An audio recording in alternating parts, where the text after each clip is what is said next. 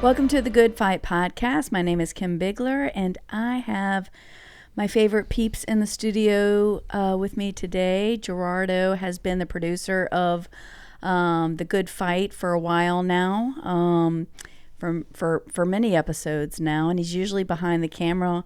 But I have been trying to get him on to talk about something that he has not talked about before, which is our specialty here at the Good Fight, but to process something with him that I felt was important when he felt he was ready and when the Lord was in it and the Lord's timing, about something that, again, what I like about the Good Fight is that we try to bring up things that requires a wrestle, that may be uncomfortable talking about, but gives a space for us to be able to do that without judgment and with support and love and truth. And so, and I've got Zach here, who is also always behind the camera, as you know, has become kind of a co-host in and of itself here at the Good Fight. As you all know, to discuss these things, we need people willing to wrestle and discuss. And so Zach, Gerardo, and Nathan, who's been here, has been those folks for us to be able to get these subjects out, because I know that it helps people to talk plainly and directly and kind of rawly and transparently about things. This one is about, when I got to know Gerardo, I was telling him more about Phoenix and what happened to Phoenix, and he was saying that he had not grieved a sister that passed, and the situation regarding and around that death and that passing, he just wasn't ready to dive into, but it was something that had multiple layers leading up to it, and that is how do families, in this case a brother of a special needs sister, what are the elements around that? Elements meaning how did he respond to his sister when she was here, the guilt that he felt in and around her death, things that he felt he contributed to that, attitudes he had towards special needs, his sister being a special needs. There's a lot of resentment that siblings can have or family members can have when there is a special needs person inside the family that people rarely talk about. And how does the church help someone walking through that and when they have special needs, and helping one process just the caregiving detail that everybody has and the resentments that maybe come with that, even maybe not only resentments toward the person being cared for, but God, like, where are you, and where's the healing, or where's the strength, where's the grace, where are you when exhaustion hits? So we're going to kind of hit on a lot of these topics. Zach's going to help us navigate some of this as well, because I think it is an interesting episode that I, again, hear a lot of rawness from people, but they say, but nobody talks about this stuff. I like the stuff when they said, I'm dealing with this, or I'd go on your podcast, but I don't think people are ready to hear what I have to say, or I don't know if people could digest the truth that I have about certain something. And so thank you, Gerardo, for coming on and revealing this part of your testimony to the Good Fight crew. We have a great audience, as you all know, because you all have been behind the scenes. These are folks that want to understand, do understand, and are very supportive in understanding when difficult subjects get brought up. So first, though, Gerardo, I want to ask I always want to ask, like, how did you grow up in your faith? And then how did your sister, give me the start of your story with your sister. Probably gonna have you switch real quick. Okay. Because Gerardo's also actively producing. Yeah, I'm actively producing, but I'm just gonna let Zach just kind of take on that role real quick. And Gerardo does have a tendency to talk really fast, so I'm gonna ask him. Yeah. Okay. Yes, So yeah, remind me to slow down. Slow down. Yes. Yes, and articulate. Just articulate a little more. Yeah, that's gonna help me. But Gerardo's one of my favorite people. Him and his wife are some of my favorite people. So I'm so glad to have you on today. So also, if I start to derail, I'm a little bit like Nathan. Yes, not as bad as Nathan. But if I start to derail, just rabbit trails are our specialty here at the fight. The good fight. Yeah. Holy rabbit trails. Holy rabbit trail. It is actually true. School teacher that it is actually true. When we do take a rabbit trail, it ends up being the gold that's in the whole thing. So I may not stop you. It depends. Well, I mean, I tend to just veer off very quickly and easily. So just keep me in check. You're in the right company. Right. All right. So. Man, I didn't know you're gonna go straight to it. I know. I thought we were gonna linger around for a little. It's just like no, we have a lot to talk about. Yeah, we have a lot to talk about. So, I mean, let's see. So, I am the firstborn of 3. My sister was the middle child, and I have a younger brother. I don't know if you guys know. I mean, the audience I guess doesn't know, but I was not born in the States. I was born in El Salvador. My mom left us to come here when we were, I was around 5. My sister was around 2 at the time. So it was a period in our life where our parents were not involved with us. It was just us and our grandma. So a lot of our childhood we grew up with our grandma while my mom was here, in the States. And eventually we came to the States to live with her and my dad at the time. So me and my sister grew up very closely together. It was just me and my sister. Don't know where I want to start with this, if I want to start digging in, but wherever. At the very beginning, I guess, I was 3. Found out I was about to have a sister. There was this kind of like, not necessarily jealousy, but like, since I was a kid, I always wanted to be that only child. I wanted to be that feeling of like I want to be the only child. I want to be loved like the only child. I wanted the attention that the only child gets. So that is something I always, I guess, throughout my childhood, that's something I always had. So when my sister came around, that's somewhat of how I felt. Do you think you felt that way so strongly because you didn't have the dad around, or because you felt left and not important, or because you were being raised by your grandmother? Like, so where did do you think that came from, being a feeling of abandonment or rejection of some sort? My dad was around. My dad left a picture when I was in high school. That's a whole nother story. Okay. I had a dad that was around, but yes, that was a whole nother story. Yes, whole nother story. But which we will pick up, by the way. We will pick up, I guess. Yeah. That's part 2. That's part 2. I mean, like I said, my dad and mom was around for the first couple of years. It was the first 5 years of my life, right? I feel like I was loved. I feel like they gave us the attention that I guess I wanted, right? I vividly remember going out with them.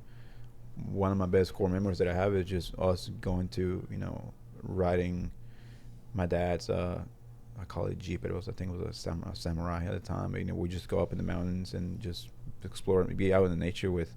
I remember vividly being him, my mom, me. Don't remember my sister being there, but I know she was born at the time. Might have been too young for it. But I never had that like lack of love coming from parents. Mm-hmm. My grandma, she was on top of us, like always giving us attention, love. So you just didn't want to share the attention. Exactly. Yeah. So maybe you got it's the opposite. It's because you were the attention. You didn't want to not be the attention or share the attention. Maybe that's what it was. Yeah. Okay. I get it. I vividly do remember when I found out that my mom was pregnant at the time, and this is when she wasn't around anymore with us. This was when she was in the States, and I found out that she was pregnant and I was about to have another baby brother.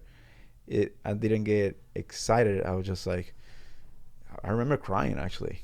because I was like, Wow. oh, here is somebody that's gonna get my parents' attention when I can't even be there. But either way, I guess through my childhood, I struggled to that. Like, I want this for myself. Yes, right? yes.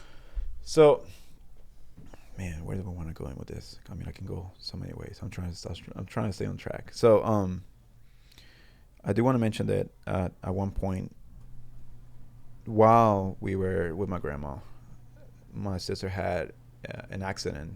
I said an accident, but she tripped and fell, hit her head pretty badly to the point where she had to go to the doctor. She had to hospital, I should say. She was rushed there.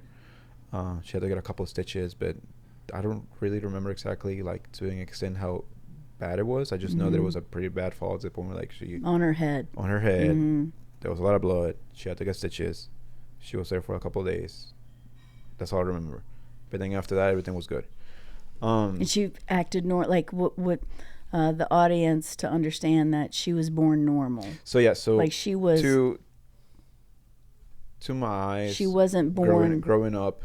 When I was around with her, I would consider her a normal kid or without special needs. Without special needs, correct. Special needs. I guess we can kind of give some depth of how my sister was. So my sister passed away when she was back in 2020, January 31st / February 1st, 2020. That's when she passed. She passed at midnight. I think she was born 98. That would have made her, I don't know. I don't want to do math right now. 2021, I think. 20, somewhere around there. But either way. So she passed in 2020. And due to what the doctors call a grand seizure. She was epileptic. She had a lot of seizures. She struggled through seizures that appear. I was in high school. I was a freshman in high school. She was in junior high at the time, middle school, junior high at the time. Just suddenly, we got a call from the school saying that, hey, she's heading to the hospital. She just had a seizure. Nobody knew what it could have caused it. We were just same thing, confused. We didn't know what to do.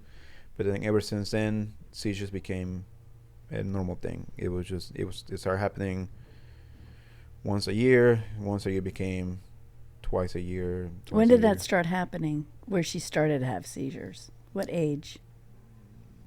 The age thing is something that I kind of get confused. But I know for a fact I was a freshman in high school, so I would have been 15. Mm-hmm. So she should have been probably like 12. Okay. So that's when you remember it started to happen. Yeah, exactly. So like I said, we got a call from school. She had a seizure. Nobody knew why. Went to the doctors. They didn't know why. They would just say, hey, just one of those things, right? And then it became things where like we can start becoming more often.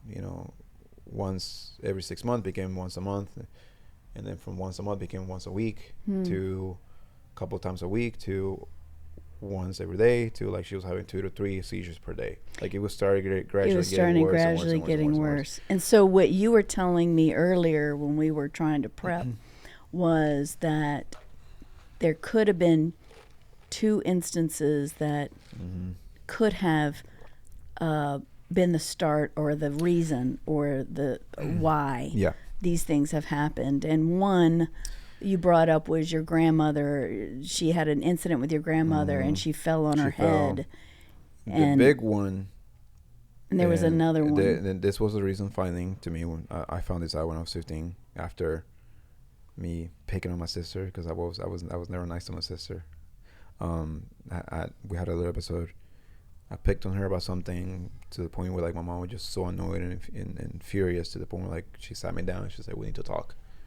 There's something you need to know. And then later on I came to find out that when I was 3, my sister was a couple of months old.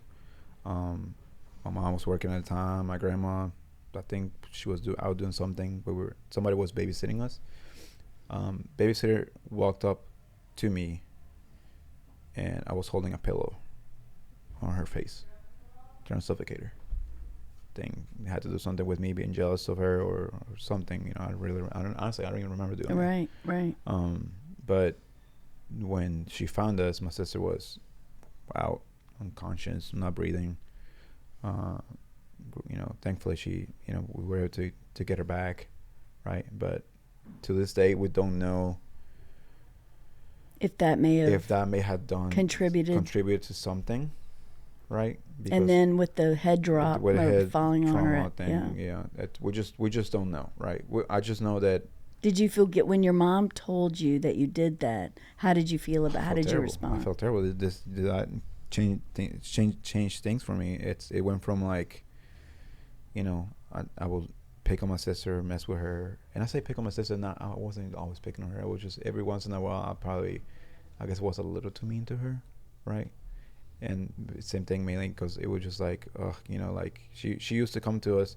By the way, my sister, she will always, if you would have known her, she was always all about like it didn't matter how much you like mess with her or like do anything to her, she will always be 100% in love and caring to you. Wow. She'll come to you and try to talk to you and just point out the best things in you.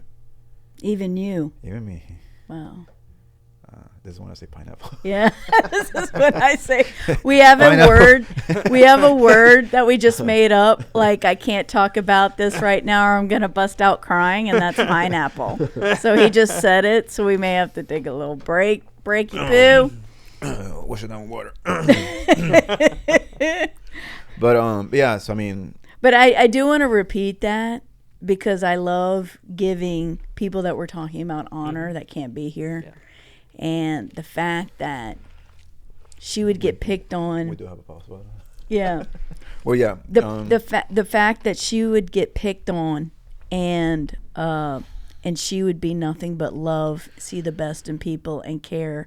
I love that. I think that's a amazing tribute to your sister. So you found this out at a younger age that you had done this to your sister, and you just teased her, made fun of her throughout her life because is that just part of your nature? You're just I want to say that was just me being a brother, but I look back and I was like, was I being a brother? Like, am I?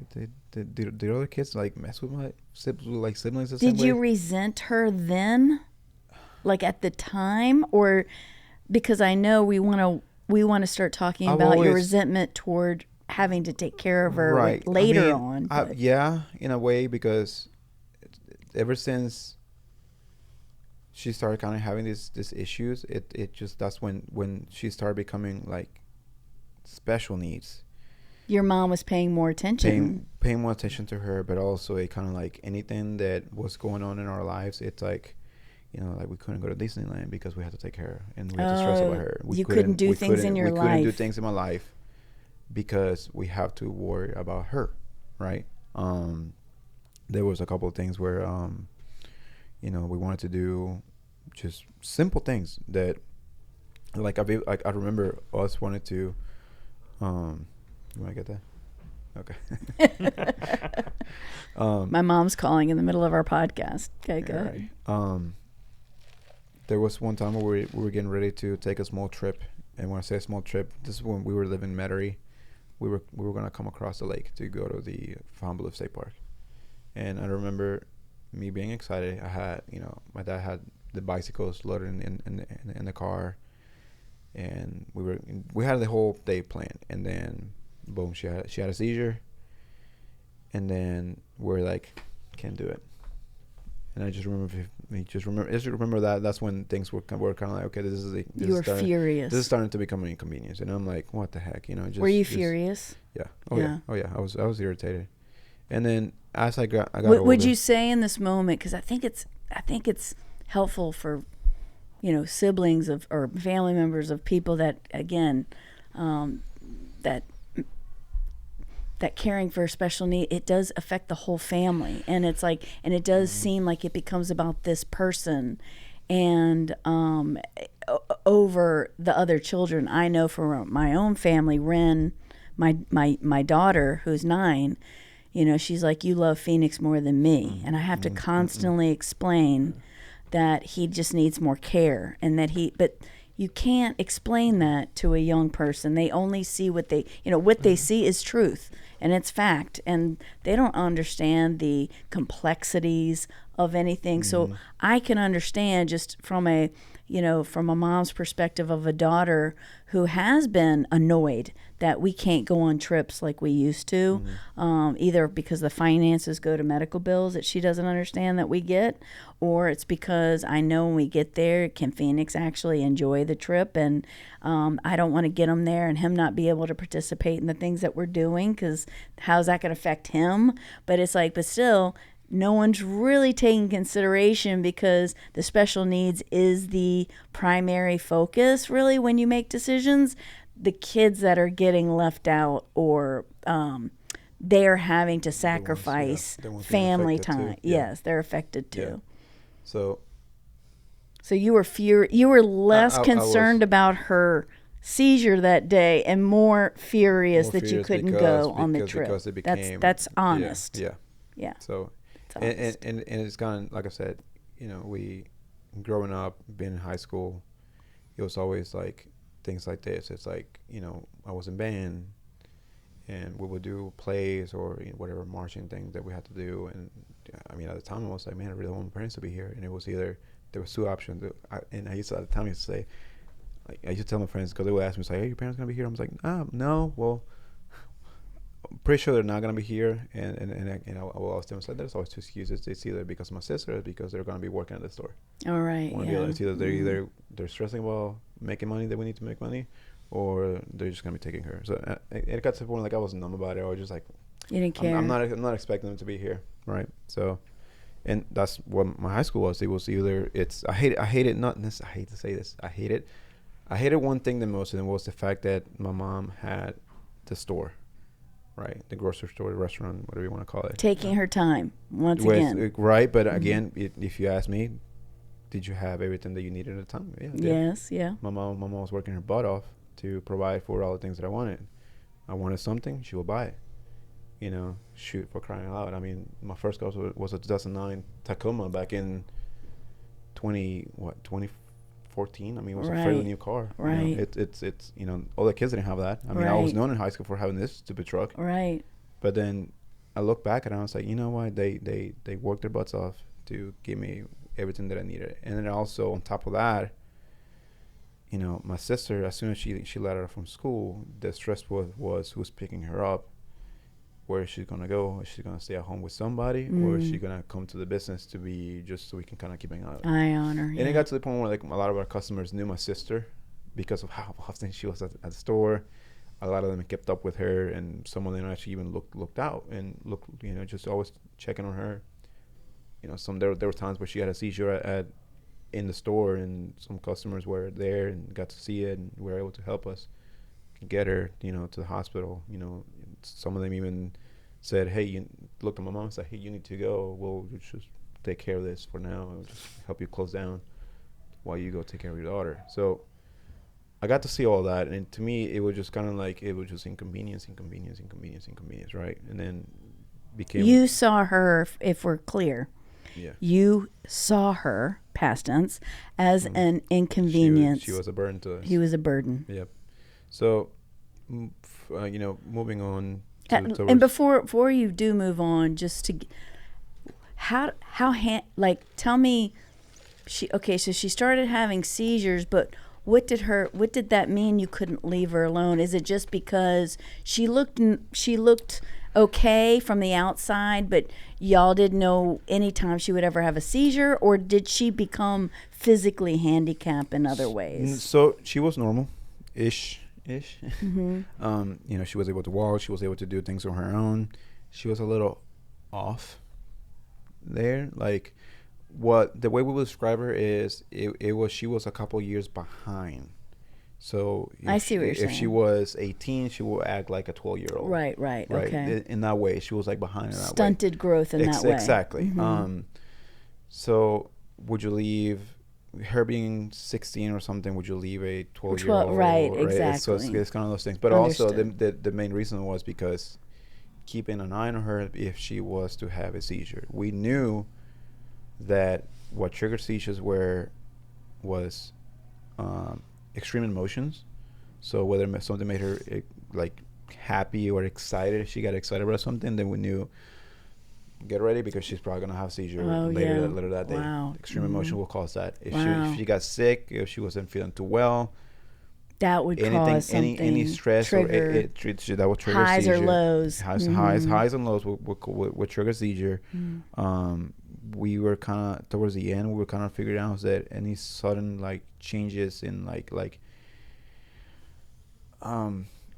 a quick emotion, just if she got like towards the end, especially if she got like super like excited to like something, like something just happened, and you know, somebody like show up like suddenly, and we're like, we were not expecting you. She just got so excited. I was like, why did you do that? We know that she's probably gonna have a seizure because of this. But either way, Like we're not, like you couldn't even be excited exactly for it's because something that would make her excited because you knew that on the other end of it could be the bad thing. Yeah. Because I'm this is helping me, Gerardo, because Phoenix's dystonia gets worse when he's excited. And when the dopamine, he gets this high from a dopamine. And so it makes it worse. And so the very thing that you want him to experience is joy, right? And these highs and experiences and things that get excited. He has actually even learned to tame his emotions, which I hate. Because then you just walk around like you've had to like die and numb yourself to things. But I hate that because you know that, the dystonia is coming. So we're like, oh no, don't get too excited. So that is a messed up. So how do you suppress it? But it's like you want you wanted to suppress it just so it can benefit you, or right. That's at least to us that's what it was. That's very it was interesting. trying to I was like, she can't have fun because she gets too excited. Because then I'll have to do something. And now we have to deal with it. Now after. we have to deal with it after. But wow. But I'll give you this: my mom never. Thank you for that. Yeah. So, she was in high school. She was in special eds class, Mandeville High School, and they would do Special Olympics, right? Every single year that she had the Special Olympics, everybody's a winner, right? Right. She would get a trophy. She would get excited, and that's when we were like, "Oh, here we go!" Right? She got excited. She just had a Special Olympics. She came home with a trophy, and we knew things were like, okay, it's probably gonna go south later on. This has to do, and I guess we can touch on her passing. Yeah. So her seizure, like I said, they gradually started getting worse and worse and worse. Doctors at the time, they were just throwing medicine at her. Not helping. So this is not working. Let's up it. Let's do this. Oh, 6 months later, hey, they're not working anymore. They're just having constantly seizures again. Okay, let's revise. Let's put her on something else. Blah blah. It was like, I swear, it was like every 4 to 6 months, it was like revisions after revisions. It's just like, this is not working anymore. We need to do something else. This is not working anymore. We need something else. But it was always medicine. Right. Mask the issue. Let's not find the issue. Wow. Right. So past 2020, I was my kids were like 3 at a time.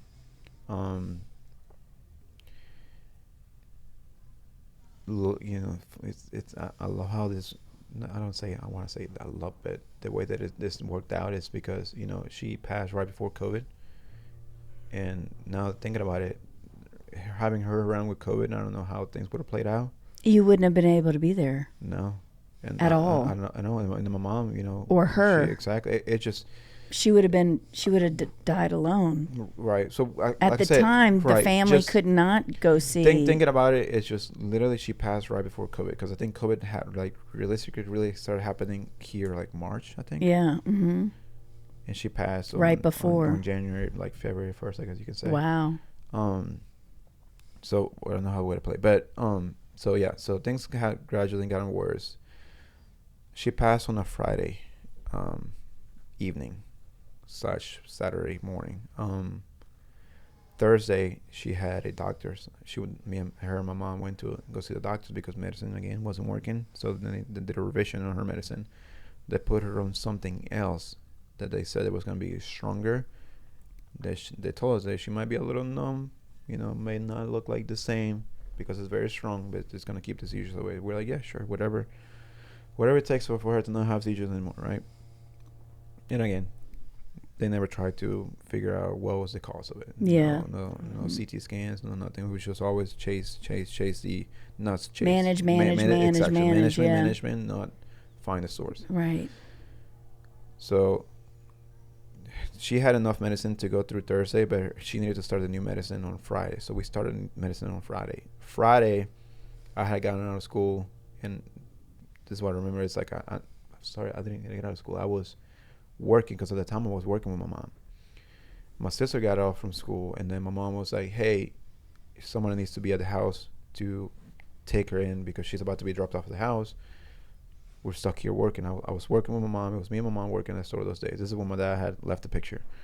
So it was just me, my mom, and my brother. My brother was too young at the time. He was in school, and all he cared about was coming home, start playing video games. Right. Right. So he was kind of like the person that was kind of like almost low-key keeping an eye on her, but Right. he was there in the house while we were working. He was a body. It was a body, exactly. And we trusted him more than, a little too much. A little too much. A little too much, a little too much, right? But it was us trying, like I say, just making things work. We knew that something was happening. He was going to call us.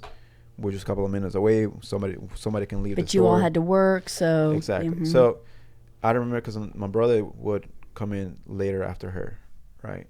And then I remember just going to the house, her coming in, and at this point I'm like, I need to be at work. I got so much in my head, just like I gotta do this, I gotta do this, I gotta do this. And I remember her coming in, and the first thing she was like showing me this paper, this certificate that she got, extremely excited that she had got this, and that's when I looked at it, and she was like, and that's when I saw, oh, you have Special Olympics today, right? And the first thing you thought of. Well, not really. It's just I was just so like zoned out, just stuck with like work at the time, and my biggest priority, I need to get back to the store. Oh, you need to get back to the store. I need to get back to the store. Oh. So just kind of, and this how it was at the time. It was like anything that she would come to me with, all the joy and all the excitement, I would just kind of brush it off. Yeah. I was just like, yeah. You'd like rain on her parade. Just like, yeah. Just stopping her. Yeah. Great, cool, good for you, W. But then I remember seeing that thing, and I was like, Special Olympics, and I just said, hey, take your medicine, take a new one, because the new one was strong. You just wanted to. So I said, and then after that, I stayed there for a little bit, and she said, I have a headache, and that was my cue of like, it's coming. It's coming. So I said, take your medicine. I have to go. Your brother's gonna be back. Wow. In a minute. That gives me goosebumps. Right. And pineapple. Well, you're getting me now, so I'm pineappling myself over here. This is when I kick myself because I asked myself, could things have been a little different if I would have stayed? Pineapple. So this is why you've had a problem processing your sister's death, because first of all, you feel guilty of how you treated her. If I could recap it for those listening, you feel guilty since you were 3, that she was a burden to your life and an inconvenience. And then number 2, the time that she passed right before, she was complaining of a headache. Yep. And you needed to you were just work centered and brushed her off. And you felt you prioritized work over family. And that if you would have stayed, you feel like she could have survived and lived. Well, look. How do you process that? I always go back to this, and I'm like, could things have been different if I would have been there? But also, just touching on how that day played out. Mm-hmm. She said she complained that she had a headache. I told her, just take your medicine, go to sleep, go take a nap. I left. My brother came home. I remember my mom. And by the way, I didn't even tell my mom about the whole. I was just so now. It just like went back to work, and we both got back to work, and just. I don't think I even told my mom. I was like, hey, by the way, that she had a Special Olympics. I think that would change things. But I didn't at the time. But I remember at one point my mom called my brother, said, hey, how's Allie? And he was like, oh, she's sleeping. She's fine. So I was like, okay, bro. Went off on our days. my mom got home late that night. I think normal day we closed at 9 p.m. So I think she might have been home at like 9:30. We were used to eating dinner so late because of our crazy schedule. So to us, we were eating dinner like around 10. But at the time, I was not living with my mom. I was living on my own. We already had the kids. Chelsea was in the picture. And it was like 11, I want to say. My mom called me, not crying, but she was just like, "Hey, she had a seizure. I'm gonna have to go to the hospital with her." And immediately I'm like, oh, okay. And she was like, we just need to figure out things for the store, because again at the time it was just me and my mom, right, running the shop. So I was like, great, here we go. Now I got to deal with the store by myself. And my mom's gonna be in the hospital for Lord how many days. And I was like, oh yeah, okay. Well, let me go in the house and see how I can help, right? And I told Chelsea, and Chelsea was used to it. She's like, yeah, let's load the kids up and go see and go check on your mom. But I felt different that day. Like that car ride, I didn't drive. Chelsea was driving, and I just felt different. I just felt like this gut punch, right? And my brother calls me as we've been getting close to the house, and he's crying. And I'm like, what happened? I'm like, why are you crying? And the first thing he's like, she's dead, like crying. I'm like, shut up, dude. Like, you're being like stupid. You just overreacting. No, she's dead.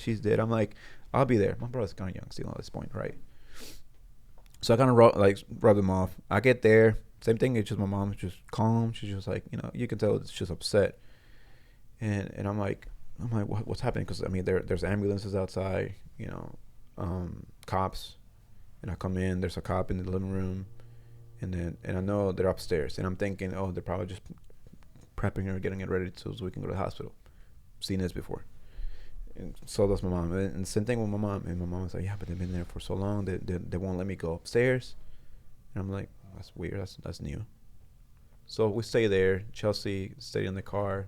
My brother was freaking out the whole time, to the point where like I looked at him and was like, hey, go sit with Chelsea in the car. Just go sit with Chelsea in the car. Go hang on in there, and we'll figure out what we're gonna do. And I call one of our employees late at night. The employee says, hey, just a heads up. We need to be on the A game tomorrow. My mom's not gonna be around, so it's only gonna be me and you running the shop. Just a heads up. Prepare. Please be there on time. Same thing. Work mode. Work. Couple minutes later, we're just sitting in the living room, just hanging out. One of the paramedics, two of them, maybe three, I can't remember how many, started walking down the stairs and just hanging back. So I'm like, this feels weird. This is different, right? And we're like, what's happening? I'm like, when we're leaving. And then he kind of looks at me. I see his look in his face, and I was like, no. And I'm like, and that's when they just kind of walked off. And that's when I looked at the cop, and I'm like, what's going on? What's happening? And then here comes the final paramedic, and I guess he's the one delivering the news. And I was like, what? I'm like, what's going on? I mean, I need to be caught up, because we're trying to wait. We're waiting for her to go to the hospital. They're like, no, we've been working on her for the past hour.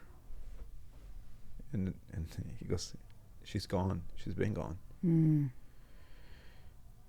I looked at my mom, and then she just drops on her knees, just crying. And she's like, no. She just cannot believe it. Just no. And I'm like, there's no way.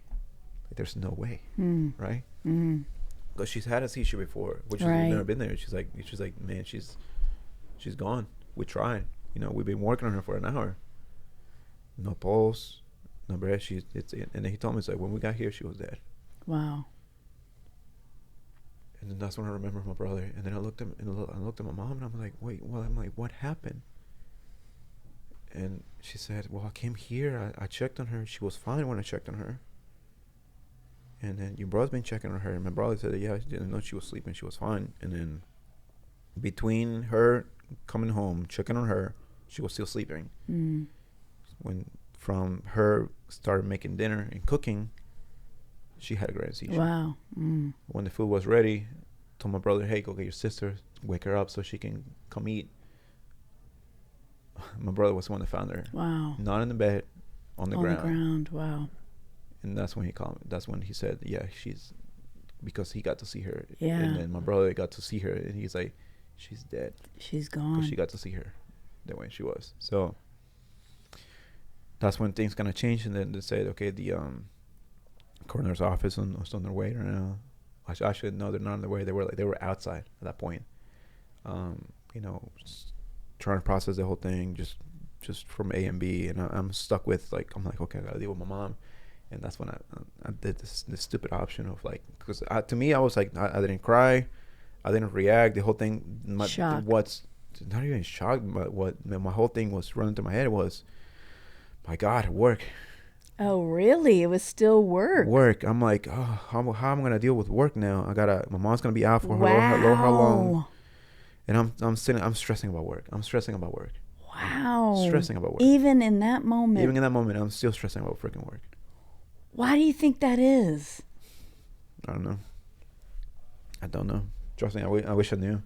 Sometimes, and till this day, and this is one of my flaws, Wow. I prioritize work. Sometimes more. You than are a family. workhorse. But Do you think that was like something growing up, even that when thinking about family stuff and dealing with family stuff was difficult, that work was kind of like something masking, you could, yeah. Yeah, Maybe. your stability, because it wasn't like, something you can control.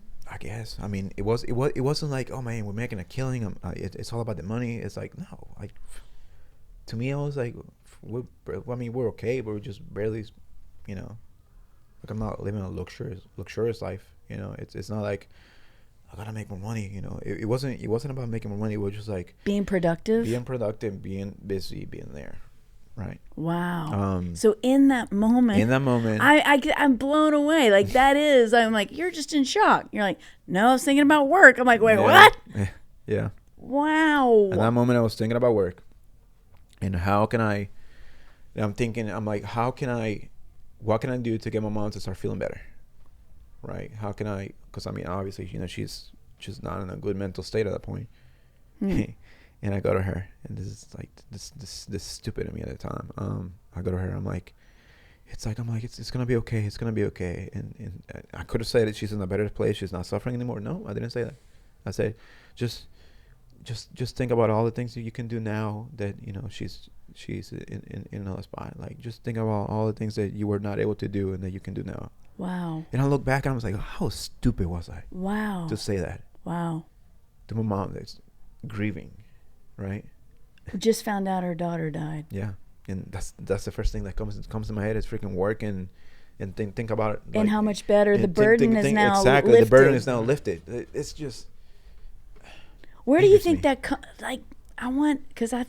I think other people need to hear this, because if everybody was honest, you know, I just feel like this is the thought has at least crossed people's minds, even though, you know, and I'm going to get there. It's God has redeemed this for you because of what you do and the employees that you have, and how you now have been a blessing and provided opportunity for those with special needs, and just the way you even treat my son, who I don't ever see as having special needs. We've talked about this before. I just see him as Phoenix, but you're so, like, I would never know this about your story, because Gerardo is the most warm and the most compassionate person to those with special needs. And so in this moment,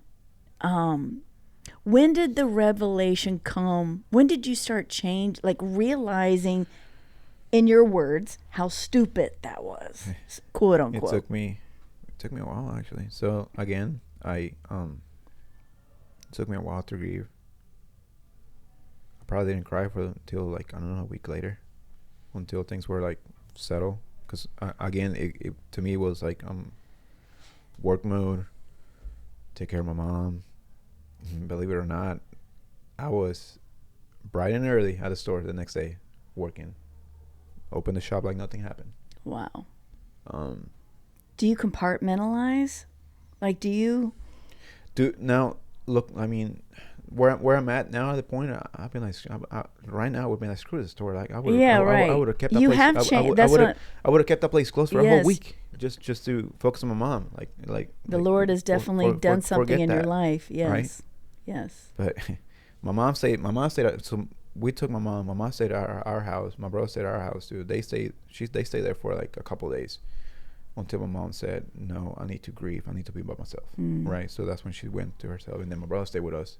So she decided to grieve on her own. Kind of got a little anxious and worried there because she would just want to be by herself. But then Chelsea helped me through it. She said, "Just Chelsea's his wife. Beautiful wife. Yeah, just let her do her thing." Right. Did you feel guilty? Did you start to feel guilt? When did you start to feel guilt that if I was there and she said I have a headache, if I would have done something? When did you start feeling those feelings? Man. Like almost responsible for it? Not until like maybe a year later, a while back, when I started looking back at things. Because I mean, it's my mom's like healing process through the whole thing it felt like forever. So throughout this whole thing, she wasn't the same anymore. She was just, again, I was so focused on working and so focused on taking care of her to the point where I'm like, I can't process this right now. I just kept brushing it off. I'm like, I can't process this right now. I can't process this right now. We didn't have a funeral, because she got cremated. I mean, things happen so fast. We were at my house. It was 3 a.m. I get a call and I say, "Hey, would you like to donate her organs?" And I'm like, Jesus Christ. Wow. I'm like, can y'all stop? Yeah. Like, she just passed away. And I'm like, look at my mom sleeping. I'm like, I don't know. I don't want to wake up my mom and just be like, "Hey, wake up. Remember your sister, your daughter just passed away. We need to figure out what to do with her organs." I'm like, no. I'm like, I don't know right now. And they're like, "Okay, we'll call in a couple hours, but the clock is ticking." That's crazy. So if you're going to donate, we need to know like ASAP. And I'm like, okay, whatever. 5 a.m, I get a call. Say, "Hey, we need to know what you're going to do with the body. Are you going to be cremating, or are you going to be burial? Like, we need to figure it out." And also, like, they're like, you need to pay. You need to pay, right? You need to figure out what to do. And I'm like, man, what the heck? I'm like, I don't know. I don't know. And then mom wakes up from there, and she's just not in a great mental state at this point. And then I'm like, I can't. This cannot wait. But I need to know. For one, what are we doing with her body? Are we cremating, or are we doing? And she's like, I don't know. And also, two, are we gonna tell family right now? Because they need to know. And she's like, not right now. She's like, I don't want to tell anybody right now. I'm like, well, they need to know. So we need to figure out. And she's like, you decide. And I'm like, what the heck? I'm like, no, I gotta do everything, right? So to me, the more logic thing was, okay, sounds like she needs time. So to buy more time, I'm like, we're just gonna cremate. And I called. Said, well, was like, what are the prices? I'm like, they're like, well, cremation is gonna be the most cost effective way to go about it. And I'm like, great, let's go cremation. And then if we're gonna cremate her, then I might as well just use the organs and let's donate the organs. And we decided to go donate the organs. I think they were able to use most of the stuff besides a couple of things that it was kind of like too late. And I went to Lopa, I think it's called.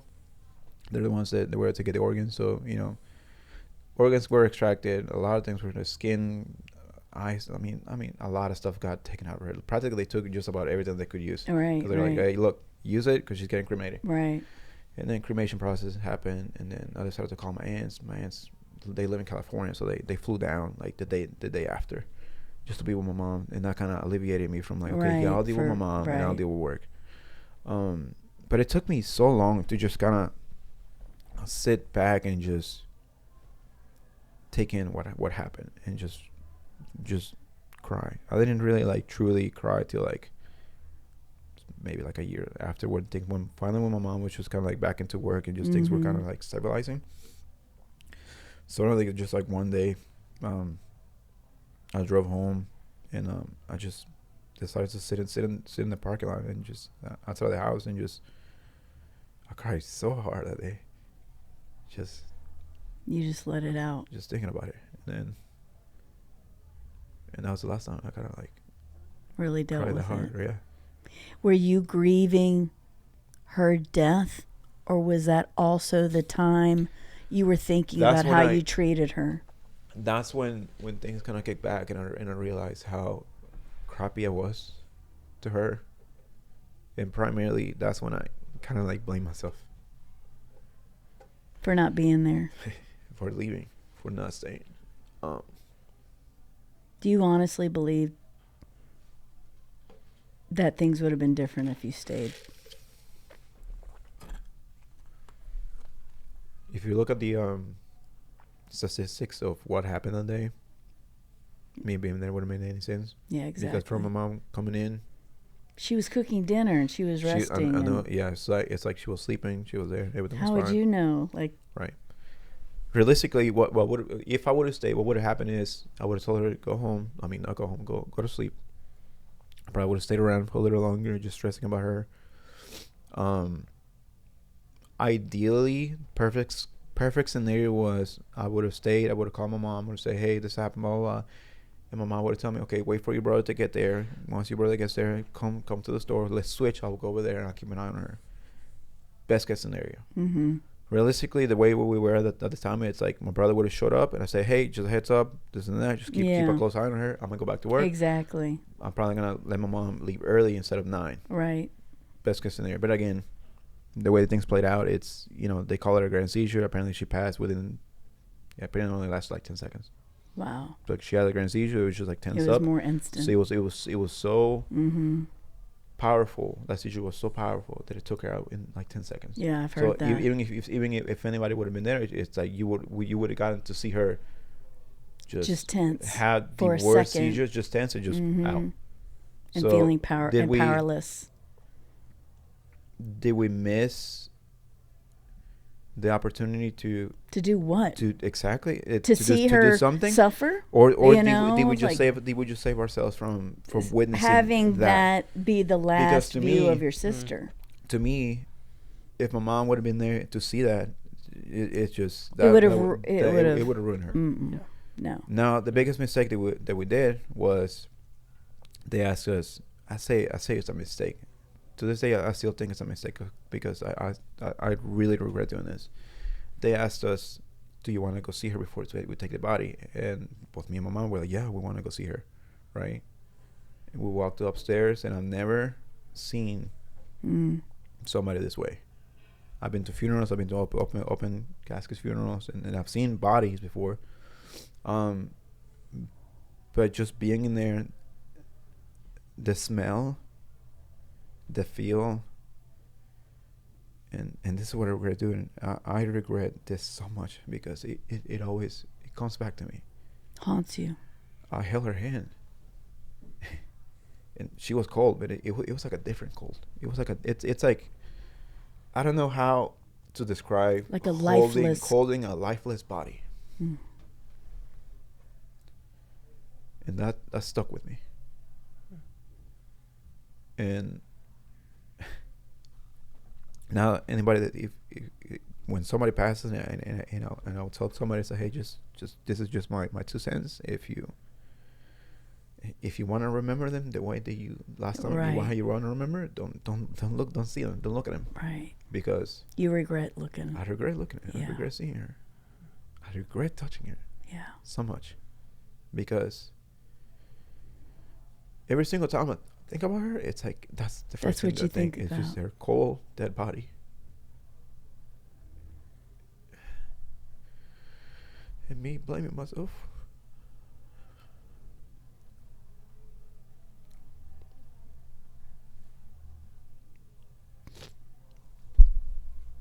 You still blame yourself?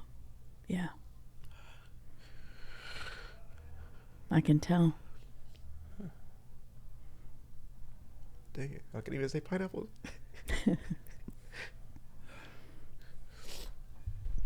Do you know, is it something like this, Gerardo? Do you know in your head that there was nothing you can do, but for whatever reason, you still feel responsible? Or do you really believe that? Do you really believe you could have saved her? I want to say that I could. I really do. Yeah. I want to believe that I could. I still kind of want to blame myself because I want to believe that I could. But everybody tells me, I'm like, no, there's nothing you could have done, you know. And then thinking about, okay, great, you know, she not great, but you know, she passed, and then COVID will probably most likely taking her out, you know. Things weren't getting any better. So did she pass at the right time? Maybe she did. Yeah, probably. Have you forgiven yourself? No, definitely not. Have you forgiven yourself for the way you treated her? No. So all of it really is jumbled. It's one big regret for you that you're still working processing. And because, and this, like I said, when I had that, when I was outside, and I was crying my ass out about this, I promised myself, and I told myself, and I was like, I will never ever be mean where I will look at somebody with special needs ever again. If anything, I'm gonna treat them like Special. like I should have with my sister. Like I need to be that person that my sister should have had. Mm. So See their beauty, see their worth. mm, Like when the Bible says the last shall be first and the first shall be last. Yeah. She's like royalty. And she was royalty here. And I think a lot of people could see that, you know, especially in certain church environments, you know, that being special needs or disabled, they don't know what to do with it sometimes, because it's like, well, God wants everyone to have the perfect body here, right? And the perfect circumstances. And if you're still having seizures, it's because you don't have enough faith or this, that, and the other. And it puts it heaps so much guilt and fear on a family in those environments. But the best environments I have been in, First Baptist of Covington and Living Word, the biggest, these have been our family, and they both are our family. I went to First Baptist of Covington for 8 years. Phoenix was in their youth group and in the youth band, and they knew Phoenix like before the event Phoenix, and they treated them exactly the same afterwards. And Living Word, when we first showed up there, and again, the only reason we went to Living Word is Phoenix needed a smaller environment just for his new situation. And he'd get so excited being in this big, beautiful building, at First Baptist of Covington. There was a lot of people. It was a little bit overstimulating for him. So Living Word kind of stepped in as our second fam. And I have to say, both of those churches come out and they grab Phoenix and hug him like he's not breakable, right? And they talk to him, they just love on him, and they pray for him, and they, again, it's such a blessing when people do see those with challenges or special needs or disabled, and however the new terms that people come up with, and forgive us if we've used any that has offended anybody. You never know these days, but we're trying not to, so give us a lot of grace here, is that these churches, man, just what you're talking about, like, I will never see special needs as a burden or something to act weird in response to, because really, or even people to fix, or to, we always want to believe for healing. I will always be the one that if I knew you before, prayed for you, I would pray for your sister, but at the same time, we can pray for people to be healed, but not assign sin. And who remember that, Zach, that scripture, who sinned, you or your family, of why you were born blind? And they said, no, neither. It's for the glory of God to be revealed. Right. Yeah. And I think we just need to be a people who don't see, that we see properly through the eyes of God's love and compassion. and really not just even love and compassion, because feeling sorry for is not what they want either. I'll tell you that right now. Nobody wants to be felt sorry for. Yeah. Everybody wants the same type of respect, right, that everybody else gets. But I find that extraordinary, Gerardo, because of I know who you are to those who have special needs. And you could have told me, I mean, this story is like extraordinary because of how much love and dignity you receive those that you employ here as interns with special needs. Tell us a little bit about how what you just said, that experience has taught you to see those like your sister, with those who have challenges or are born certain ways, that the world can see as burdens or label them as such and such. How has that changed the way you perceive? That's where I left you. But also, you now are the general manager of the Reminding Cafe and Creative House. Tell us what you do in response to that newfound, I would say, newfound perception of special needs. Yeah. Well, so pick up where you left off, and then what you're doing now that has been inspired by that. Yeah. So now it's like, I guess, I'm more patient. You know, I see somebody with any type of special need. You know, it doesn't have to be young or anything. It's just, I started asking myself, I'm like, what? How differently would I have treated my sister, right? And then how can I implement this to my life and the way that I treat others? And anytime I see somebody with either just, special needs or just not, something that reminds me of her, I'm like, instantly I'm like, I need to treat her the way that I would have wanted to treat her now. Like if I had her back, how would I treat her, right? So I'm a lot more patient. When it comes to that, I take my time.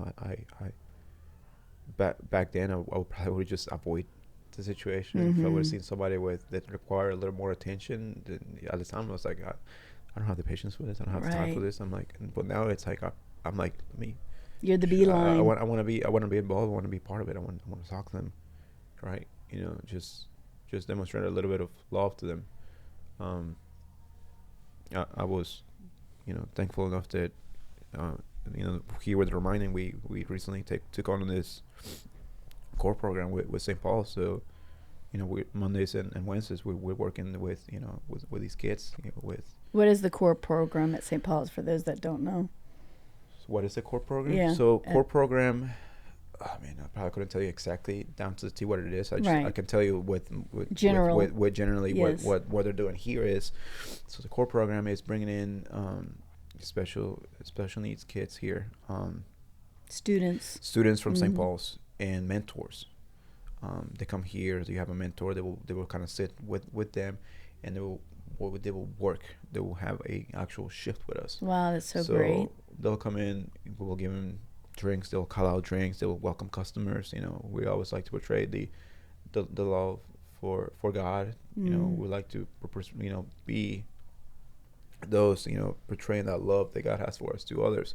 So we found that these guys are great for that because like my sister, she had nothing but love to give. Right. These kids are the same thing. It's like if you look at them, they have nothing but love and care and so nurturing much care. To give. They're a gift. Exactly. Yeah. So they have been a great match for us here, and they welcome customers. They're always like, hey, welcome in.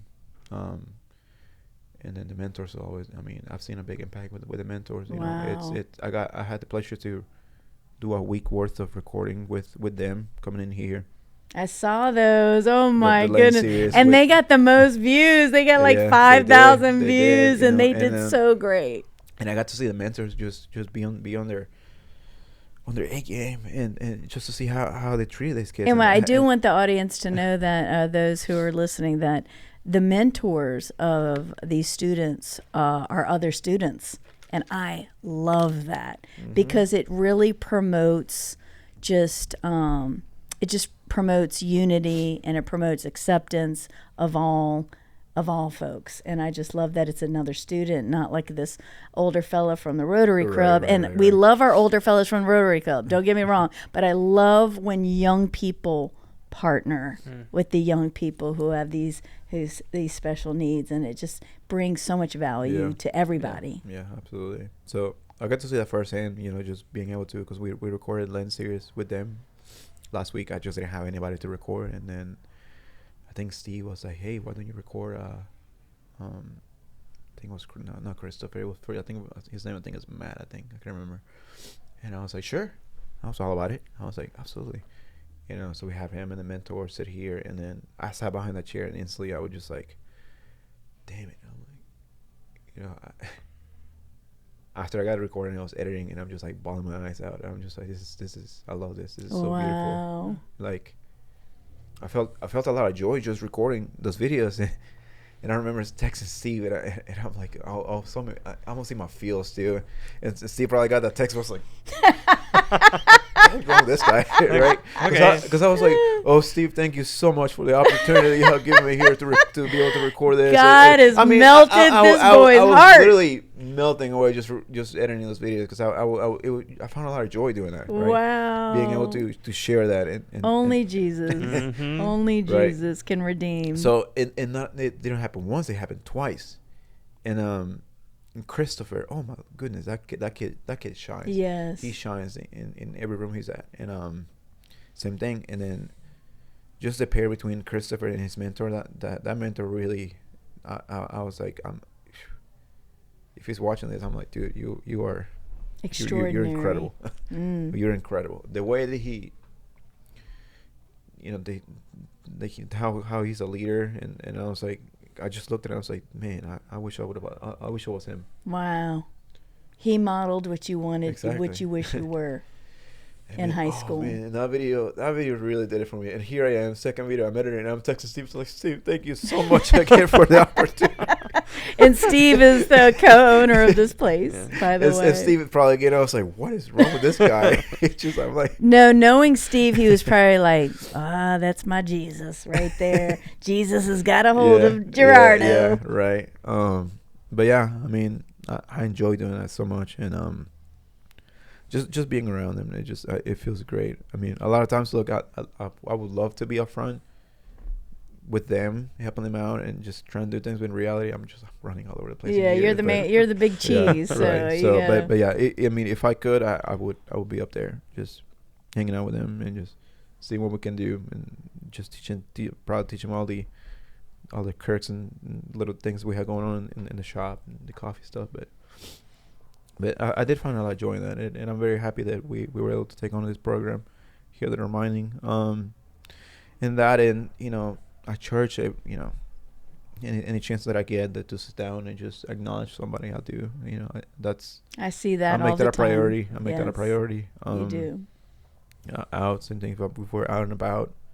Anytime I get a chance, or even if I, like I told myself, like I will never ever ignore somebody like that. So if I'm out and about, if I see somebody just that is just not there mentally there, or just special needs, I just at least I'll acknowledge them and look at them, just kind of like smile. I may not be to a point where like I can actually approach them yet. I'm still kind of working on that. Sure.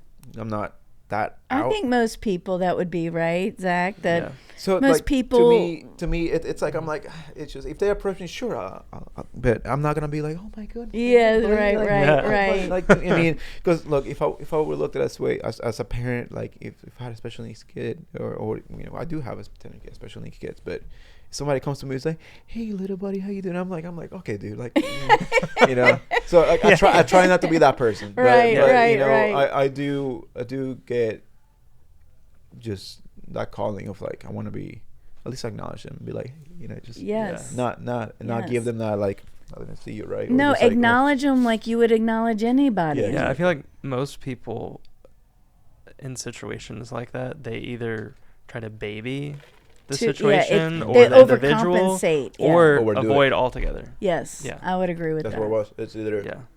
complete avoidance or just overdoing it to the point where like I'm like, we get it. Yeah.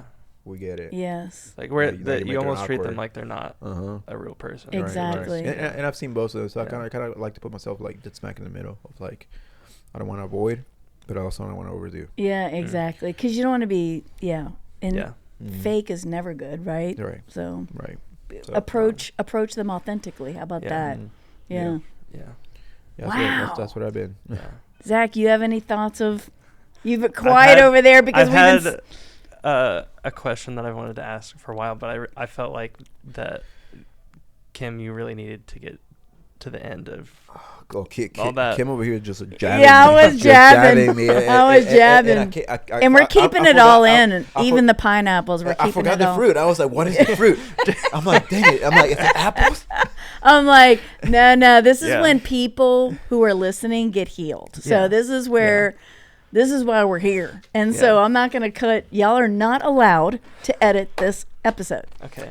We don't really edit any episode, but Look, But I don't know if you saw, but I'm not even looking at the camera. Yes. If I'm in the episode, I'm Yes. like, I don't want to see it. you don't want Yeah. to see it. I know. I don't want to see it. I I'm don't gonna let Zach ask do it. Zach. Yeah. I don't ask to see You're any of editing this those. That, episode? Yeah. when So- y'all do every episode, I don't want to Cool. see it. It's done. Lord, do with it as you may. It's not going to be about us. It's for people now who's listening. I'm usually really bad because I usually, if I listen to myself talk, I'm like, I'm so nasally. And like, go figure. Like, I'm like, how do people understand what I'm saying? I'm like, for one, I'm talking like 1,000 miles an hour.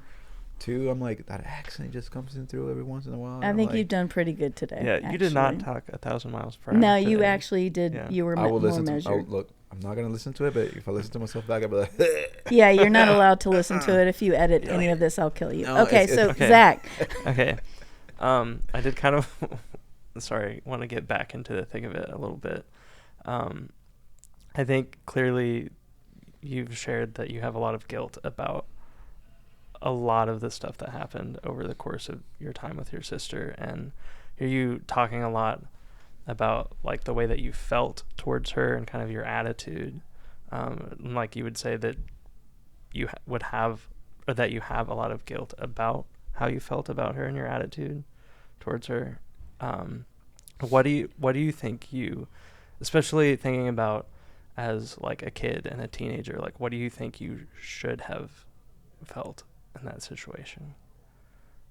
how should I have felt? Yeah. Like what do you think a kid should feel in that situation?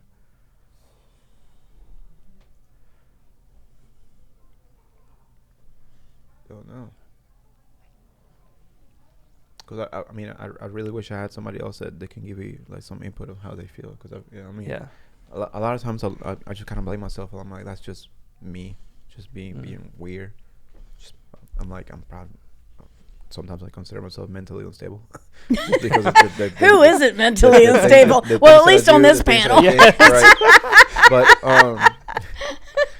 so how you saying how should somebody feel? Yeah. Well, and I asked Like that. what's the I asked proper- that not thinking that like there's a right answer, but just kind of wondering like what's the right way to feel about it? Maybe.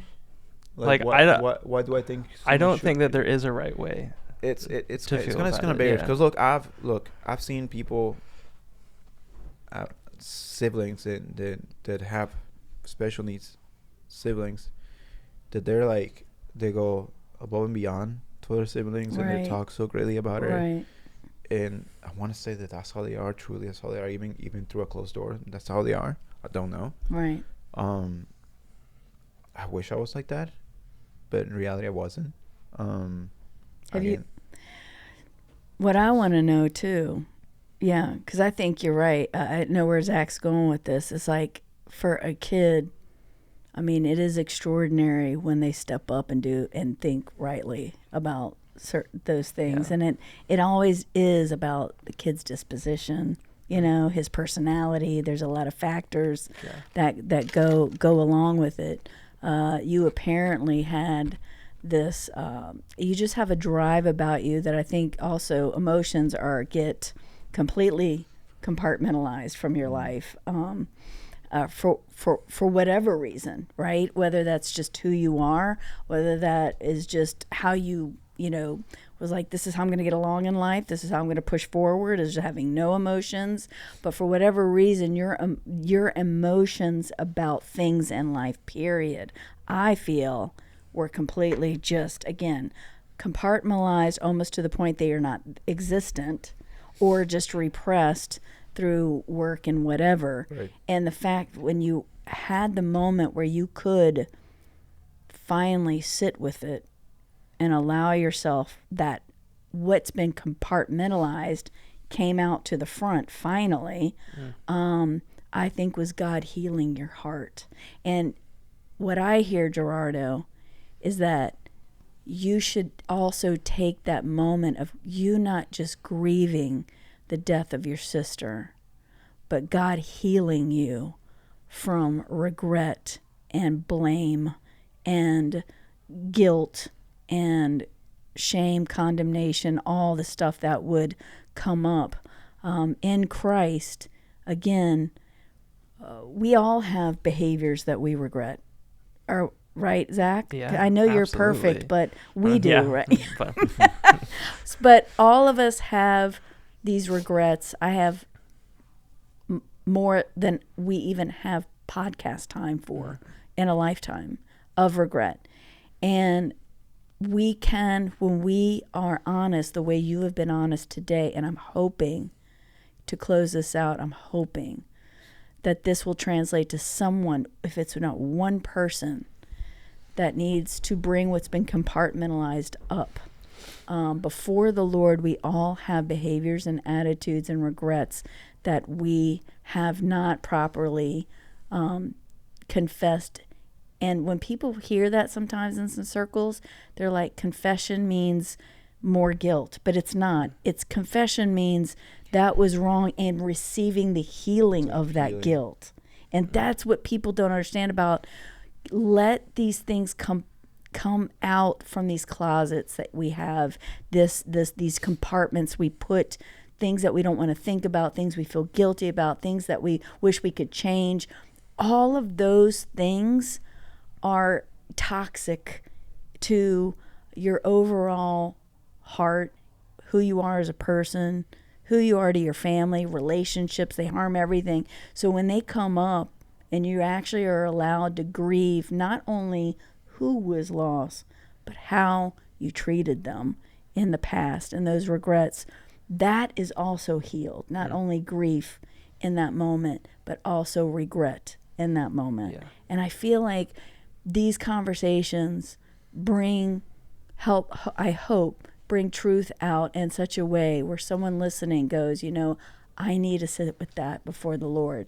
It is not sitting with your guilt with no Jesus. That's just going to create more guilt, more shame, more condemnation, and more addiction to work, or addiction to drugs, or addiction to pornography. Wherever it's got to have its outlet of some sort. Grief always does. So does shame. So does guilt. So does condemnation. So does regret. So I'm hoping that today, that's where Gerardo's faith came in clutch, I say, these days. And that is, without Jesus, it doesn't get healed. Mm. And Gerardo, I'm hoping as well that today you express taking these feelings out of your compartments that you've had them in and work over like a bulldozer. I'm hoping that you see this as God wanting to heal you of this regret that you could have done something, and also how you treated your sister. Because I'm telling you right now, in my knower, I know He wants you free of all of that. That is under the blood of Jesus, and your heart transformation is so extraordinary. This is when you know Jesus has done something in someone's life, like legit.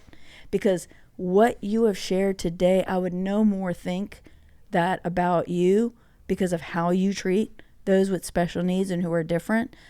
Different in a good way. I would have never known that. And the fact that you share it so transparently also shows me the level of relationship you have to the Lord. Because people who still feel guilt about something, they don't share transparently. People who still are making excuse for what they've done, they don't share transparently. So the fact that you've got to understand God has done a major work in you. Yeah. I'm not saying none of us have places we still need to go in Jesus, okay? I feel like I'm barely saved some days, okay? I'm just going to let y'all know, and y'all know me. So y'all know that to be true.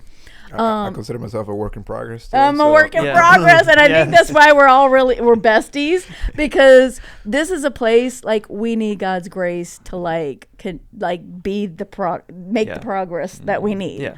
And so this transparency is very healing, by the way. Yeah. I hope you feel that. Do you feel better? Do you feel better in some ways? Yeah. I feel like crap right now. I'm probably going to be crying later today. No, but that's good. That's good. That's good. Because when God is touching something on somebody, Yeah. you could feel it for days. Like, I'm just crying for no reason. And he's like, because I finally got you to stop compartmentaling your I've been emotions. thinking a lot about one of the first... think about this. You're being integrated in a good way. Yeah. Yeah. I'm thinking a lot about the first podcast that I sat on, or sat back here, where you were talking about bitterness and how you had all of these emotions that came flooding up. Flying, and that's kind of where I was getting at with my question earlier. I think that as humans, a lot of our guilt over our past, yes, comes from like actions that we did or didn't take, but also I think what keeps us from processing the actions themselves are feeling guilt over the emotions that we had during the time. And I think that emotions are not something that are inherently sinful. No, he gave us those things. And I think for me in my life, and a lot of the times that I've felt guilty over how I felt over something, I was never able to really walk through the consequences that I allowed those emotions to have in my life until I realized that those emotions weren't the sin. It was how I dealt with them, I guess. One of the girls that I dated growing up, she had a special needs brother. She was great with him. She was one of those people that you would see out on the street that were just like happy and joyful to help her family. But behind closed doors, there was a lot of those same emotions. I think of just caring for a special needs individual is hard. And especially when you're a kid growing up and having to miss Disney or a trip that was scheduled. Yes, having to miss out on a lot of what would be considered your childhood. Right. And so my hope and prayer, while I don't want to like tell you what to do or how to feel, would just be that you would find a way to let go of the guilt over those emotions, because I think while you clearly were not perfect in how you dealt with them, those emotions, I'm trying to think of what the quote that I've heard is, like, emotions are valid, but they're not always right. Right. Yeah. And so my hope and prayer would be that, as Kim was saying, that you would uncompartmentalize some of those so that you can feel them and move past the guilt from them, which I realize is probably easier said than done, and it kind of sucks processing through that stuff. The process is hard. Yeah. And it hurts. Yeah. You have to feel it all over again. Yeah. So it's not like when God heals you, you feel nothing. Yeah. If anything, it drives you into the deepness of those emotions, maybe even for the first time, that you've been avoiding feeling. Yeah.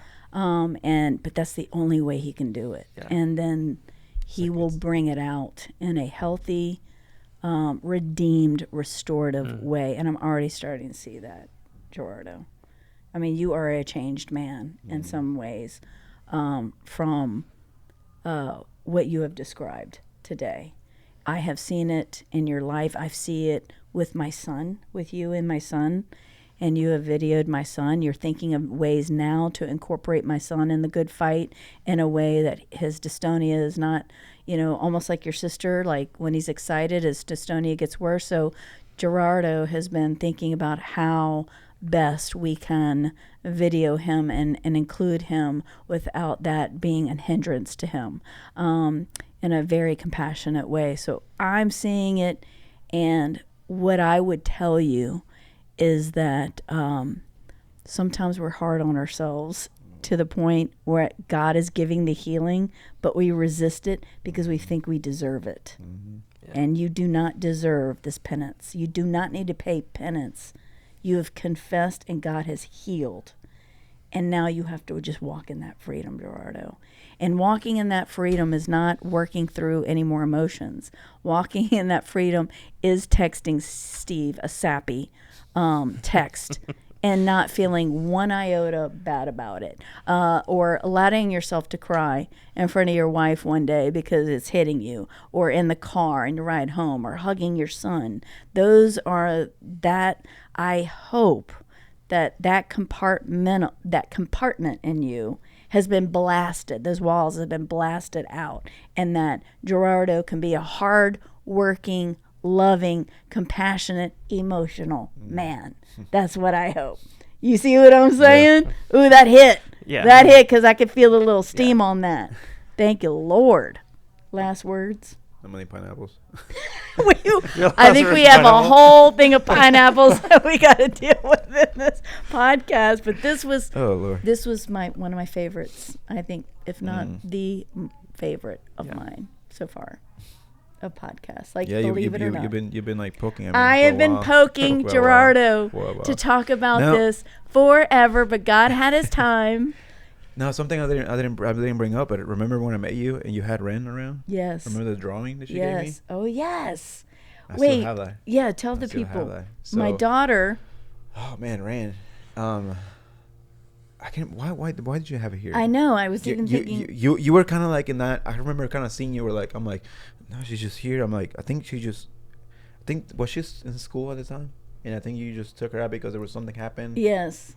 Yeah, she got in trouble at school or something, and I had to bring her with me. You told me, she's like, just sorry, she's a little too much right now. She's too much. Yeah, and then I know she was around, and then you were like, just draw something. She started drawing, and that drawing, and I might be able to get a copy, and we'll probably put her here on somewhere. In I remember that now. Yeah. She drew you something. She said, oh Lord, I'm gonna get one more pineapples. I had the drawing at home, but she drew a heart. And then she hugged me. She gave it to me. I want to say she said I love you or something like that. But at the time, again, I was still kind of battling this whole thing with my sister. My sister used to do that all the time. She would just, I don't know, just randomly just start drawing things like this. And I mean, down to the T, the drawing just looked just like one of her drawings. And that was something that she would have done. And then it just felt like I was like, oh my, like it just felt like I had my sister back for a second from her giving me the drawing. It was like a little message. Giving me the hug, and I'm looking down to her, and I'm like, goodness, girl. It was like a God wink. Yeah. Yeah. Can you believe that? She drew a picture, and I've never seen Ren do that. She just drew this picture of a heart and something, and then she ran up to Gerardo and gave him a big hug and gave him the picture. And then that drawing, that day. So that day I went to my mom and I didn't say anything. I just say, look, and then my mom was like, where did you find that? She thought it was a picture. She thought it was she thought it was a drawing from my sister. Which, by the way, we look again, going back to like things how I was and stuff. We were getting so many of these drawings, but it was like so normal that we were just like, just dismiss it. We were so I said we, but it was me. I was so dismissive that all these things that I wish I had right now, like, shoot, like I will kill to have one of my sister's drawings. Something she gave me. Right. The only thing that I have is it's a freaking certificate that says, first whatever prize for the Special Olympics that reminds me of the day that she passed, and in a medal that Lopa gave me, as a thank you for donating all the organs. I was like, great, and I don't want to see that. I mean, sure, I'm happy that she was able to help people, but Right. it just reminds me of things that I don't want to be reminded, but like things that I wish I would have had, like those drawings. Well, I don't have anything. But the fact that I grabbed that and I showed my mom, and my mom was just like, because we, like I said, we don't have all this stuff. Like we probably do. There's somewhere, Right. and I hope to find it one of these days through the mess that we have at home. But she was so excited to see. She was like, "Where did you find it?" And I was like, "You're not gonna believe it." Wow. But this girl reminded me of Ali for a second, in the way that she, came to me, hugged me, and gave me this. My mom literally, she thought that my sister drew that. Wow. So they say I gotta find it. It's at home. I hate that. I was like, nothing's gonna happen. Yeah, to this nothing's drawing. gonna happen. Yeah. Because I kept apologizing. I'm like, oh, I'm so sorry. She's no, bothering I'm you. so- And you're like, and I'm like, oh, you can give me that if you don't want that picture. I can. And you're like, no. I remember you like took it and was like grabbed it, and you're like, no. I'm gonna treasure this forever. And I kept it in the studio for a couple of days, and then after I was like, no, I'm taking this home. Somebody's gonna throw this away. I don't want this to disappear. So yeah, it's at home. It's in the safe. It's away from my kids too, so they're not gonna mess with it. But yeah, Wow. I mean, I look at Ren. I mean, I don't know. Her and my son are like. Isn't that crazy? So my daughter and his son, they've gotten a little scraps. Let's just put this. There's a scrap. And of course, the parents that Gerardo and I are like, yeah, whatever, Duke. Yeah, exactly. I'm glad. Are they feuding right now? Is that well, they're just both are kind of. They match each other's energy. They do. Yeah, They're very high energy kids that can get a little much, and they get a little much toward each other. And they annoy each other the same way. And next thing you know, they get physical. Yeah, they get physical. Someone's going down. That's great. So the first time it happened, I was like, oh my gosh, I'm too embarrassed to even mention it to Kim, and I'm like, I really hope Chelsea doesn't go and apologize to you. I'm just like, I don't even care. And I'm going, and I'm like, well, who won? Well, the first time it happened, and we found out about it, but I didn't know if you knew about it. The second time I didn't know about it. The second time it happened, I didn't know about it, but you knew about it. Yeah. And then, I don't know how, I think you mentioned or something to me, and I was like, oh crap, it happened again. but I'm like, look. Watch they end up married. Yeah, I was gonna say. Were you gonna? I was trying to think. Do I say this on a podcast or not? But I think they're gonna fall in love one but day. my first question, and I was like, so who got beat up? I'm like, I really hope it was saying they got beat up. And I was hoping, I'm like, Ren needs to get it one of these days to learn that there's always someone bigger and better, and they're a good match for each other. Yeah, they're equal. They're equal. Yeah. But And they're tough. They're both tough, so they can handle a hit. Yeah, I'm like, because I'm here there waiting. I'm like, good Lord, look at me, like, talking about how nurturing I am and all this, and I'm like, my son, I'm like, and no. Our kids are beating up each other. Yeah, and I'm like, good, you deserve that. You deserve to get beaten. to an extent, I'm like, I know what he can take, but if things get out of hand, I'm like, okay, I'm in that mode. Right. For this one, I'm like, yeah, whatever. They're all right. See, the reason there's a lot of times like just random Super Mario stuff pulled up on the computer. In crumbs. Yeah, love that. I love that. I love it. It's always a fun surprise. It is. You log into that computer. There's a bunch of Mario pictures. Yeah, a lot of times it'll be like full screen where it's Mario. like off to the side, and I'm clicking on like Safari or something, and it won't open. I'm like, Gerardo, do you have a hobby that I don't know? Yeah, it's just like a Google about? image search of Super Mario Galaxy. I'm so or something. into Mario right now. Well, that's just how you know we incorporate kids around here. Yeah. An hour and 33 minutes. I know. I love it though. Minutes. It's great. Yeah. You're gonna have to break this into 2 parts. I'm not doing it because I don't want to see it. Yeah. No, this was amazing. I loved every minute of it because it was so raw and so real and so transform. You know, y'all know me. I just like the real. Just give me the real because that I know someone out there is going to really appreciate the honesty here. And Gerardo, I honestly believe it's going to touch and God is going to heal and restore and break through someone else listening. I know that with a shadow, like this was supposed to happen. Nathan was supposed to cruise on us. Thanks, Nathan, for leaving us in the dust. But every time you do, it happens to just really work out for the best. Yes. Nathan, I can't believe you weren't here for your friend. I know, bad friend. He probably would have had the pineapples on hand, but Yeah, It's he would fine. have, he would have, and he would have rabbit trailed it. Yeah. Oh, off absolutely. Of, This we could've would have been easily talking like a about, 3-hour long something podcast. else. We probably would have Yeah. talked about something else. Yeah, we were probably talking about, within the first 10 minutes. New York. Yeah. Exactly. His trip to New York. Yeah, we'd be like, Zach, do you know about this thing? That Yeah, You yeah. know We would about be talking fivefold about ministry? equipment Fivefold and ministry. gear, You wanna and talk about this? we No? we love Okay. you. We love you, Nathan. That's how we dog you. We do. love you. But Zach, can you pray for those listening, Gerardo, and just pray us out in general? Yes. I'm just feeling like I got this. For you're you. the closer I got on you, bro. this here. See what camera angle I want. All right, let's pray. God, I thank you for just your providence, and I thank you that you're a redeemer, Lord. That I know you don't promise that we won't deal with difficult things. We're actually told that we will deal with difficult things. But I thank you, Lord, that you walk with us through those things, and that you're a redeemer, Lord, and you're able to take these hard parts of life and turn them to help other people. But I want to lift Gerardo up to you, Lord. I thank you that you gave him the strength to share today. I pray that Yes.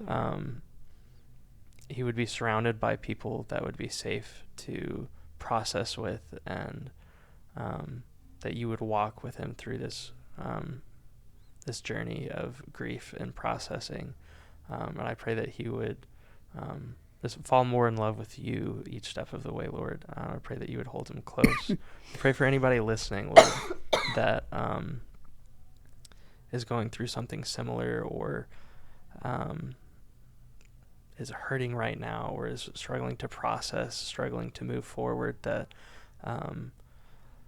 this conversation, Lord, that you would speak to them through that, and that you would comfort them, draw them to you, Lord. And